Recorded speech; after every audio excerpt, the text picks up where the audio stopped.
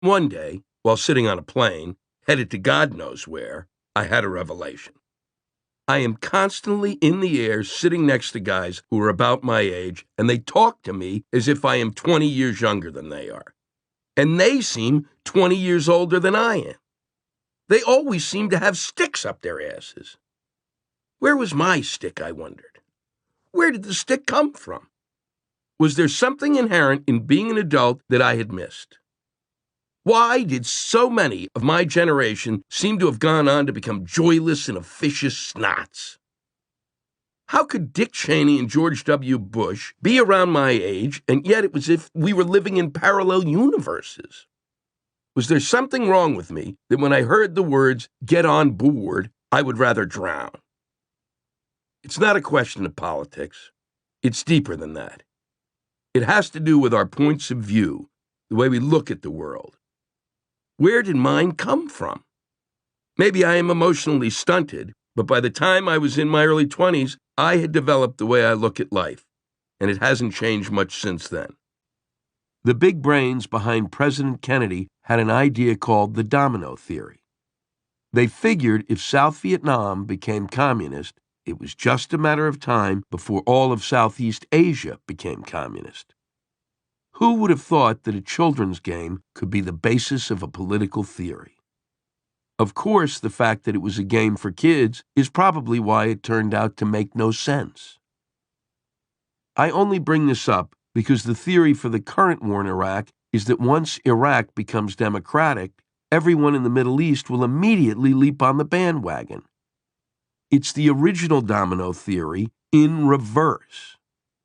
Wow, it didn't work one way, so why not try it the other way? Besides, those Middle Easterners have always taken quite a shine to our way of life. They took a vote. They think it's less filling and tastes great. Anyway, back to my flashback. What made the Vietnam War a little sticky was the fact that there was a draft. A lot of young men were affected, and they were mostly the sons of a lot of guys who fought in World War II. But while that war was as easy to grasp as a ping-pong paddle, this war was a bit more difficult to understand, to say the least. A whole bunch of kids in college who had nothing but time on their hands to do a lot of research were discovering a lot of stuff about the war in Vietnam that made no sense to them. It didn't seem like the kind of war for which you wanted to give up the ghost. When the first troops came home, they weren't all so gung-ho for the whole thing either. And television didn't help the government's case. Cameras followed these young kids through the jungles, and it just looked like we were completely out of our depth, except for the field commanders and the men in suits who told us that it was just going swell as the numbers of dead rose. I just stopped listening. I was sick of the death. Who were these leaders? Where did they come from? And why didn't they seem to have a brain in their heads? They were supposed to know better, and if they didn't, then we sure did. Then, of course, there were the drugs, which really don't help when it comes to taking this period of time seriously. Lenny Bruce probably said it best. We are a nation of folks who like to get high. We are also a nation in which alcohol is legal and pot is not, even though there are millions who smoke the stuff in this country from all walks of life. And regimenting the means of escape that people use, as any asshole should know at this point, is a complete waste of time. I'd been a drinker in high school, as were all of my friends, but things took a turn when we all went off to college and discovered the wonders of cannabis. I have a feeling we smoked pot as much for the high as for the fact that it was taboo. Nothing makes for more fun than a good taboo, and pot was certainly a good taboo. A friend of ours was in Vietnam and sent my friend Rick a joint. That's right, one joint that was then smoked by 10 of us. And if you wonder why we lost that war, besides the fact that these folks had something to fight for besides communism, like control of their own country and destiny, It may have been the pot. Now, I had smoked pot a few times and enjoyed its titillations. It was like bubble gum for the brain. And while I still can't remember the first time I smoked up, I sure remember that joint we all shared at my friend Lenny's. There haven't been many nights like that in my life. We sat in a huge circle, as behooves a ritual, and passed the joint around. I can't remember any of us having more than a puff and a half, and within just a few minutes, we had liftoff. This was followed by a couple of booster rockets that sent us all into a space and time continuum that none of us had ever experienced. I remember two major moments from that night. I laughed at the grass, and by doing so, don't ask me how, it's a drug for crying out loud, I felt at one with the universe. I had never felt this before. Delusional or not, it was something I never found at Temple, and it has been a comfort to me ever since. I don't know if feeling at one with the universe is real or not, but then, what difference does it make? The euphoria was soon replaced with panic, as the drug refused to wear off. I found myself in the bathroom, pissing out what was left of it. And as I stared at the bubbles I was making in the bowl, they slowly transformed into the head of Abraham Lincoln, as he appears on the penny. This Vietnamese pot had transported me to an even stranger land than Southeast Asia seemed to us at the time. For the life of me, I don't know how someone could smoke this shit in the jungle of a foreign country. We were having enough trouble coping with it in the familiar surroundings of Lenny's folks' house in the woods.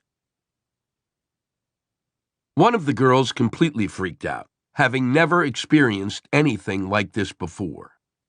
She was a good Catholic girl, and even the Mass in Latin doesn't really get your head into shape for this type of experience.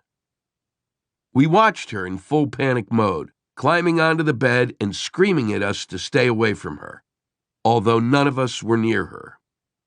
She finally calmed down a little and spent the rest of the evening hiding under the bed. I know how she felt. I did exactly the same thing during the Reagan administration. The rest of us spent most of the time laughing our tits off. There was one moment that I think will help you understand what I have been fumbling to try to explain. A Dylan album was playing on the stereo, and a group of us were sitting around, taking in all of the profundity we could possibly get from him. The song finished, and we all started to chat about our lives, wishes, hopes, dreams, and what have you. There were 5 of us, and we all had something to say. Then we all paused to try and figure out what the next song would be. We thought we had been speaking for quite a while, when in fact we had the entire conversation in the time it takes an album to go from one song to the next. We had fallen into a bottomless well of time in the moment between 2 songs. Now that, my friends, is what I call pot. Why everyone is so shocked that the youth of America does drugs is beyond me. Every generation of young Americans has done drugs. We were lucky, or maybe unlucky, depending on one's perspective, to have fallen into a time of hallucinogens. LSD, mescaline, psilocybin, and mushrooms made their way across the country. We took trips, aptly named because we truly traveled, only the trip was in our minds. I actually took mescaline for my GREs. Responsible on my part? No. But boy, was it fun. I mean, if you have to take a test and don't want to, it sure makes it interesting. I was the exam was me, and we were all together. Ironically, I did better than when I was stone cold sober for my SATs. On the flip side, my first trip on LSD was horrific, to say the least. I was with my friends Charlie, Cliff, and Cliff's girlfriend Dee Dee, and we all took it.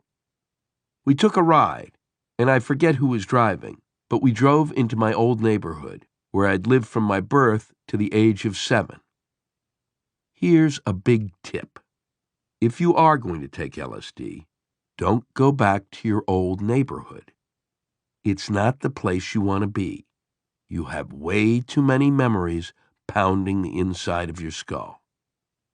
You see, LSD opens your brain to all sorts of images, many of which don't exist. It also informs your thought process in a way that is no longer linear, but more like a 4-lane Mobius strip in a variety of changing colors with track lighting. I thought we were in at least 4 auto accidents before we got there. I remember being the only one who seemed to notice. Everyone seemed much more relaxed than I was, and I found it impossible to explain what was happening to me. As I was losing contact with reality, the last thing I wanted to do was freak my friends out. They would have started worrying about me, and their trips would have been ruined. Not only that, but their concern for me would have brought guilt into the equation, and guilt is enough on its own without the influence of LSD. As it was, things got worse. When we stopped by some train tracks near my childhood home, I heard a train coming. I looked down the tracks and saw it. My friends were oblivious. As we stood away from the tracks, the train passed, and it was loaded with Nazi soldiers. I guess they were headed to D.C. to discuss how the Vietnamese problem should be handled. Of course, I was the only one who saw this train, as my friends were off discussing how the universe showed its love. It was only in my mind. My sanity moved a little closer to the edge of the abyss. I was brought back when we stopped at McDonald's. "I'll do the ordering," Charlie said. How he could talk to strangers and form words and be so eloquent completely baffled me. Charlie put in his order. "I'd like 9 milkshakes, 3 vanilla, 3 strawberry, and 3 chocolate." When we got to the car and Cliff asked him why so many milkshakes, Charlie said, "You never know when you might need another milkshake." And then he couldn't stop laughing. That eased my anxiety, but not by much. I still couldn't form words. By the time we returned to the apartment where we had started our adventure, I had forgotten my name. Warning, warning, warning. This might be one of the reasons you may not want to take LSD. Forgetting your name provokes anxiety. Anxiety is not fun. I tried stumbling through the alphabet for clues, but that was of no help. Then I picked up a dictionary to see if there were any words that might help remind me of my given name, the one I had spent every day of my life with. I finally realized I could look in my wallet. Yes, yes, yes. There would be all sorts of things with my name on it in my wallet. Oh, wait. No. What if I open it up and there is nothing but Monopoly cards in there? I couldn't stop laughing. At that point, I didn't have to look in my wallet. I remembered my name. The rest of the evening was much more enjoyable, as I floated around on a marshmallow floor, as we discussed the finer points of how grand existence was. You call an evening like that fun? Is that your idea of a good time? This is what the 60s were all about. And if nothing else, the decade tried to teach me to relax about whatever was coming my way. Obviously, it is not a lesson that I learned all that well.